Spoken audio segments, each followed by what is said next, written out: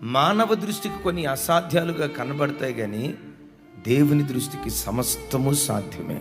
నీ జీవితంలో ఏది నీకు అసాధ్యంగా కనబడుతుందో, ఇక ఇంతే నా బ్రతుకు, నా తలరాత, ఇది నా కర్మ, నేను ఇలా అనుభవించాలని దేవుడు నాకు రాసిపెట్టి ఉంచాడేమో, బ్రతుకు కాలమంతా ఈ రోగంతోనే, బ్రతుకు కాలమంతా ఈ అసమాధానంతోనే, బ్రతుకు కాలమంతా ఈ దుఃఖంతోనే, బ్రతుకు కాలమంతా ఈ ఏడ్పుతోనే నా జీవితం ముగించబడాలని, ఒకవేళ నా జీవితంలో దేవుడు ఇలా రాసి పెట్టాడేమో, నా పరిస్థితులు మారో, నా జీవితం ఇంతే, ఇక అసాధ్యం అని ఏవి అసాధ్యం అనుకుంటున్నావో, ఓ దైవజనుడిగా నా చెయ్యెత్తి మిమ్మల్ని ఆశీర్వదిస్తున్నాను.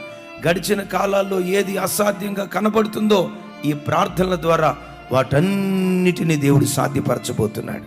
ఇంతకాలం ఏది అసాధ్యంగా కనబడుతుందో అదే నీ కళ్ళ ఎదుట నా దేవుడు సాధ్యపరచును గాక.